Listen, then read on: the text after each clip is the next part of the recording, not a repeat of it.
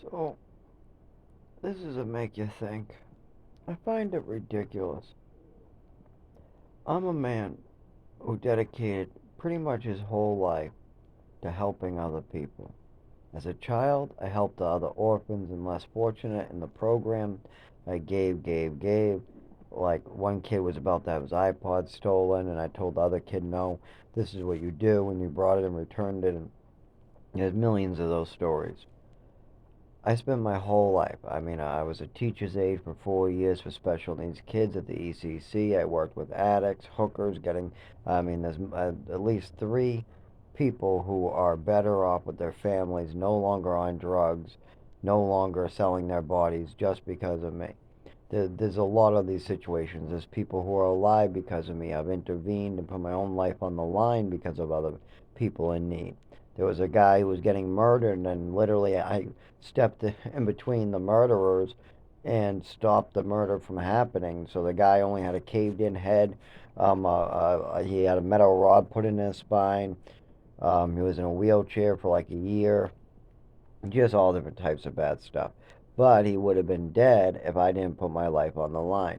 Not just that, I've worked with five really, really disabled people whose families want nothing to do with these people. They're either elderly or disabled, and their families just drop them. They fall between the cracks. These people I lift above the cracks, and then the state takes over. I mean, a lot of these people have lives that are decent because of me. Sometimes they don't work out, or these people won't sign the paperwork for themselves. Because I am not their rep payee, I do not take control of their lives. I just point them in the right direction, lift them up between the cracks, show them where to go. With all that, I see officers lighting people on fire, cops getting aggressive and beating people, homeless people getting used, people taking advantage of homeless people and putting them to work and never paying them. And this isn't me. This is at least 20 people I've seen who fell for this bullshit. I've seen so many real people of authority doing stuff they shouldn't be doing. My landlord just threw me on the ground and kicked me in my already injured parts. Why did he do this? Because I tried to issue him a notarized letter on the behalf of an 84-year-old. That's it. And I put it in, it's right on my doorway, literally, so that the camera and he could see it. That's the only reason why he thinks it's okay. He can grab me, throw me into a door, throw me to the ground, kick me in the parts he knows I'm injured, then bend down to punch me. He thinks that this is okay behavior because I'm putting a piece of paper on a piece of wood in the doorway. Literally, he has plenty of space. He does not need, and doesn't even touch the guy. I mean, even if it did, it's a piece of paper. But no, nothing is touching this gentleman. And beforehand, this is what is on camera. This is what happened beforehand. He comes in my apartment. I am in a wheelie chair, not a wheelchair, a wheelie chair, but I am injured and that's why I'm in it. I try to hand him a piece of paper that's folded up and notarized, and I say, this is on the behalf of me and David, who's the 84-year-old. He then starts calling me names and discriminating on me because I look shaky, saying I'm a junkie, I'm a piece of crap, all his names. And I say, "Are you drunk? Are you okay?" You know, his eyes really were glassy. He looks very drunk, and he does have the beer belly of a drunk. Didn't go well, did it? You know, he comes right into the house and starts calling names right when I just say, "Yeah, I got a piece of paper." Then this letter is to tell him that we need stuff fixed before we pay our rent, but we have the money ready. Instead, he starts trying to confuse the old man and get him to go into the wall and give him the money anyways, even though he's been instructed that we need to get this fixed.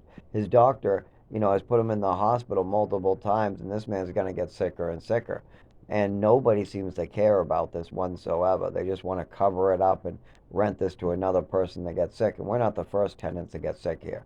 We're maybe the 10th, but nobody's getting help. This is low income people. We can't afford attorneys, good attorneys. If one person in this building got a good $20,000 attorney, Oh boy, would this be. Oh, there's so many infractions, so many human rights violations. There's so many civil rights violations. There's so many violations of the Disability Act. There's so many actual crimes, felonies going on here that it's ridiculous. And a lot of them are caught on camera or photographed, and it doesn't matter. There's a lot of them are reported, and the reports disappear.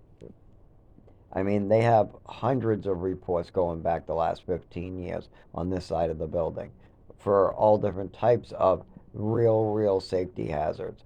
I mean, for instance, there is no proper fire escape. He wants us to jump off the second floor. And you got an 84-year-old jumping off a second window floor.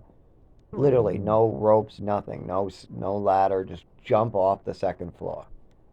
An 84-year-old. That's the landlord's fire escape plan. But yet it's literally supposed to have something. But that's the least of the problems. How about the giant gaping the holes and waterfalls that come in the building for 10 years or so? How about that?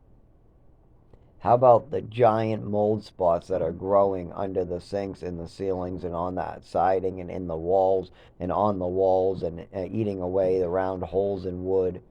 That's the problem.